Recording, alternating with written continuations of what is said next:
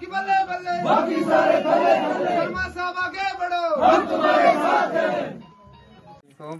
जो यहाँ पे नुकसान हुआ, कितना नुकसान हुआ होगा, कितने घर यहाँ पे डैमेज हो गए और जो फसल वगैरह जो नुकसान होगी तो उससे यहाँ पे ज़मीनों का लोगों का कम से कम 50-60 कनाल के करीब करीब नुकसान हुआ है, जिसमें अखरोट के दरख्त भी 50-60 अखरोट के दरख्त गए हुए हैं, 5-6 मकान गए हैं, और जो क्रेक हुए हैं मकान जो अपनी जगह से वो भी कोई 10-15 मकान वो भी क्रेक हुए हैं। बहुत सारा नुकसान हुआ है। आने जाने का जो छात्रों से यहाँ तक रास्ता है तो वो पूरा डैमेज है। आजकल बच्चे स्कूल नहीं जा पा रहे हैं, कोई बीमार हो वो हॉस्पिटल नहीं जा पा रहा है। तो MLA साहब यहाँ उन्होंने आज विजिट किया और उन्होंने रास्ते के लिए भी फंड्स दी, जहाँ जहाँ पे ब्रिज की ज़रूरत थी, पुल की ज़रूरत थी वो भी दिया, और लोगों को आश्वासन दिया कि आने वाले वक्त में सब कुछ सही होगा। रोड के लिए क्या बोला? जो रोड का काम आज तक चल रहा था वो थोड़ा कोई 1.5 किलोमीटर पे आके रुका हुआ था, तो MLA साहब ने आज बोला कि हम उस पर जल्द काम शुरू करेंगे। जैसा हम अभी स्कूल में गए थे, MLA साहब भी स्कूल में गए थे, लेकिन वहाँ की हालत बड़ी ख़राब थी, बहुत क्रैक हुआ है, वो भी उसके बारे में भी आपने बोला? हाँ, MLA साहब ने उसका भी आश्वासन दिया कि हम जल्द उसका भी कुछ ना कुछ करेंगे। हम बहुत शुक्रगुजार हैं MLA साहब के कि MLA साहब आए, विजिट किया, लोगों के बीच में बैठे, उनका दर्द सुना, उनसे बातचीत हुई। खुद ये नहीं कि कोई आगे हुआ और किसी ने बात पहुंचाई, खुद आए, पूरे डिपार्टमेंट को लेकर, हर डिपार्टमेंट साथ में आया, हर डिपार्टमेंट ने देखा, और MLA साहब ने आश्वासन दिया बीच में लोगों के बैठ के कि आपका हर जो भी मुश्किलात है वो हल की जाएगी। थोड़ा फिर वक्त तो लगता है हर चीज़ में, तो हल हो जाएगी इंशाल्लाह। उम्मीद रखते हैं हम। पहले MLA हैं जो यहाँ पे आए, पहले MLA हैं जो जीत के बार है, आज तक कोई नहीं आया, पहली बार ये हिंदुस्तान की तारीख में लिखा जाएगा। सुबह से हम चले हैं, इस वक्त सुबह हम 9 बजे से चले हैं, इस वक्त 4:30 बजे हैं, पूरे हम गांव में घूम रहे हैं, पूरा दिन होगा। अभी भी हम इधर से आगे MLA साहब जाएगा, 1-2 गांव और में विजिट करेगा। तो हम MLA साहब के से बहुत खुश हैं और बहुत शुक्रगुजार हैं कि जिन्होंने आए, लोगों के बीच में बैठे और लोगों की सुने। यहाँ पे विजिट किया, तो लास्ट पे आप कंक्लूजन इसका थोड़ा निकालें। देखिए, मैंने यहाँ विजिट किया, मैंने कोई एहसान इन लोगों पे नहीं रखा। इन्होंने मुझे चुना है, अपना नुमाइंदा चुना है, जो मेरा फ़र्ज़ बनता है।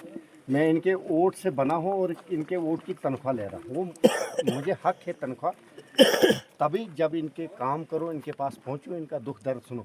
और यहाँ जितनी तबाही हुई है, मैं कहता हूँ सारे चिल्ला रहे हैं, पुंछ रजौरी चला रहा है, गुलमर्ग में बाढ़ आई, लेकिन जितनी यहाँ तबाही हुई, पहले ही हमें यहाँ ST के लोगों को गुर्बत है, इनको पूरी उम्र दबाया गया है। इनको इसी पे रखा है कि नरेगा का काम इनको कहाँ मिले, उस पर भी ऐसा रखा जाता था कि हमने आपको नरेगा के पैसे दिए। नरेगा के पैसे एक स्कीम है सेंट्रल गवर्नमेंट की, मैं उसका एहसान इन पे, जितनी मजदूरी करेंगे उतना ये पैसा लेंगे। ये मेरा एहसान नहीं, मेरा एहसान इन पे है कि अगर मैं इस गांव को बचाऊं, प्रोटेक्शन फंड दे दूं, बाकी चीज़ें करो। फसल का नुकसान हुआ है, यहाँ फसल बची ही नहीं कुछ। हमारे लोग इसी मक्की पे गुजारा करते थे, इसी घास पर, घास वगैरह हमारा होता था, माल मौशी उसी पे पलती थी, वो सारा ख़त्म हो गया है। तो मैं यहाँ से जाकर ही मुझे पूरा अपने ऑनरेबल CM साहब पे पूरा भरोसा है कि मेरी इस जो आफत आई है, इस आफत को भरपूर मदद करने के लिए वो मेरा हाथ बढ़ाएगा। अगर देखा जाएगा तो सारा कितना नुकसान होगा? ये करोड़ों का नुकसान है। इसकी भरपाई करने में हमें 5 साल लगेंगे। अब हम चाहते हैं कि जो बचा है हमारे पास, उसको बचाने के लिए मैं सरकार से रिक्वेस्ट करता हूं और सरकार से अपील करता हूं कि मुझे ये मदद कीजिए कि जो मेरे पास बचा है उसको बचाने के लिए मुझे मदद कीजिए। जो तो गया जनाबे शर्मा साहब आगे बढ़ो, हम तुम्हारे साथ हैं। जनाबे शर्मा साहब की बल्ले बल्ले, बाकी सारे थल्ले थल्ले। प्रोजेक्टों में बैठे हैं, लगा रहे हैं, किसी ने लगाए, मंत्री ने लगाए हैं, किसी और ने लगाए हैं, लेकिन यहाँ पे भी वो स्कोप तो है ही नहीं। हमारा ये ST गाँव है, इसमें टोटल 50 घर, 4 मुलाजिम है सर टोटल। यही एक यूटी का फायदा है कि हमारे नज़दीक 4 प्रोजेक्ट बन रहे हैं किश्तवाड़ में। वहाँ बीजेपी के लोग भी ठेकेदारी करते हैं, बीजेपी के लोगों को ही वहाँ बिठाया है, हाँ आउटसोर्स के थ्रू लगाए हैं, डायरेक्ट कंपनी में लगे हैं। हमारा एक भी बंदा, हाँ अगर मेरे इंद्रवाल से कोई गया है, वो उनका चाल पुलुस चमचा होगा, कोई उसको कहीं रखा होगा उन्होंने। बाकी मेरी आवाम पूरी बेरोज़गार है।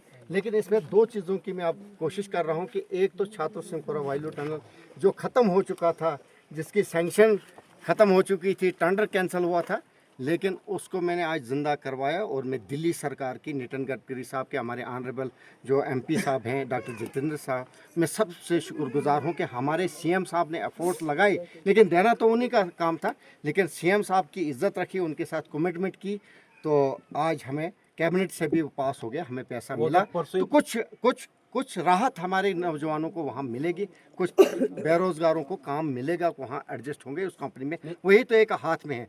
बाकी मिनी हाइड्रो प्रोजेक्ट हमने सैंक्शन करवाए हैं, 6 से 7 हैं मेरे मुगल मैदान छात्रों में, उनका भी जल्दी, कोई कहीं फॉरेस्ट क्लियरेंस नहीं है, कहीं अलॉटमेंट नहीं, उनका काम भी शुरू होगा। हर प्रोजेक्ट में 50-100 बच्चा जो लेगी, तो वो कंपनी है तो ठेकेदारों को छोटे मोटे काम है, लेकिन 50-100 बच्चा उस एरिया का, जैसे हमारा बलाना वाला प्रोजेक्ट है, पहलगोड़ा वाला प्रोजेक्ट है, उस एरिया के 50-100 बच्चे वो भी एडजस्ट होंगे वहाँ, वो भी काम करेंगे। सर कब तक टेंडरिंग हो जाएगी वहाँ पे सिंहपुरा?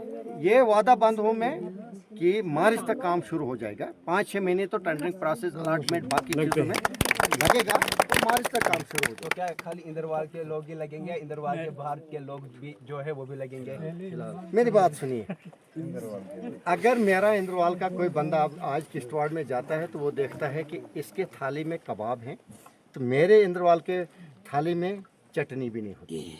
तो पहले मैं चाहूँगा कि कबाब आधा आधा यहाँ भी मिले, उसके बाद जब पूरा कबाब की ज़रूरत होगी, जो बाहर से होंगे उनको टेक्निकल हैंड तो बाहर से ही आएंगे।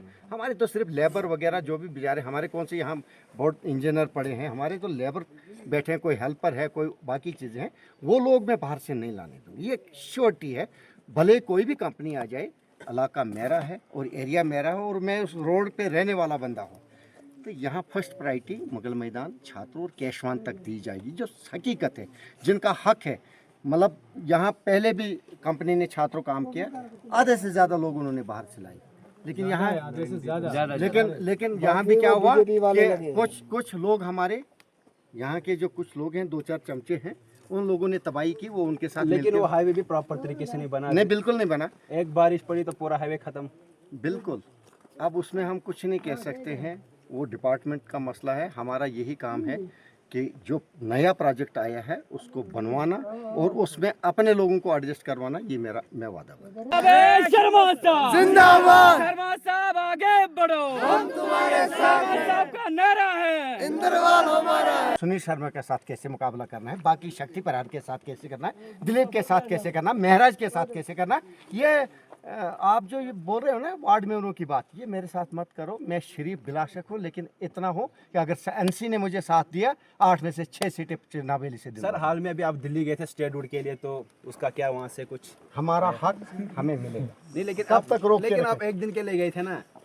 हमारी कंप्लेन चल रही है, हमारी कंप्लेन चल रही है। अब हम ऑनरेबल CM साहब का इशारे का इंतजार कर रहे हैं। अब हम ब्लॉक लेवल, डिस्ट्रिक्ट लेवल से अपनी मुहिम शुरू करेंगे।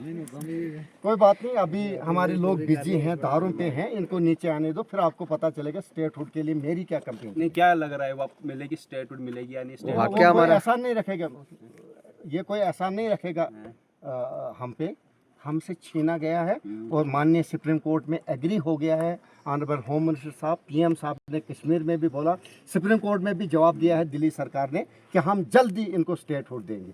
तो हमें उम्मीद है स्टेटहुड मिलेगा। और दूसरी बात मैं बताऊंगा, जुल्म कब तक रहता है, वही कुर्सी पे नहीं रहेंगे और कुर्सी पे आने वाले चेंज होंगे, बदलते रहे। मैं ही MLA नहीं रह सकता, मेरी जगह दूसरा भी बन सकता है। तो अपनी अपनी थिंकिंग है, अपना अपना माइंड है। अगर हम पे कोई जुल्म कर रहा है, हो सकता है कोई ऐसा राजा आएगा जिसने जो हमारा हक छीना गया वो वापस मिलेगा। वो तो बेरोजगार कितना है यहाँ पे? ये तो पूरे हिंदुस्तान की बात है। नहीं, अब JNK पे ये क्या होता था बेरोजगार ये सवाल आप मुझसे नहीं करो, ये सवाल आप जम्मू वालों से करो जिन्होंने लड्डू बांटे थे, उन 28 MLA से करो। मेरे से क्या कर रहा हूँ? मैं तो स्टेटहुड के हक में हूँ। मैं तो हर जगह, हमने तो हमारे ऊपर तो शल डाले गए दिल्ली में। मैं तो चाहता हूँ रात को अभी तक वहीं पे थे। मैं कहता हूँ बिल्कुल, वो तो CJP का प्रदर्शन चल रहा था। हमारे ऑनरेबल CM साहब इतने तक तैयार है कि अगर स्टेटहुड हमारे जम्मू कश्मीर के लोगों को मिलेगा, हम कुर्सी छोड़ने के लिए तैयार है। हमारा CM कुर्सी छोड़ने के लिए तैयार है, हम कुर्बानी देंगे। लोगों के जाएंगे, इलेक्शन हो जाएंगे, लोग फैसला करेंगे किसके हक, वो लोग फैसला करेंगे किसके हक में दाव।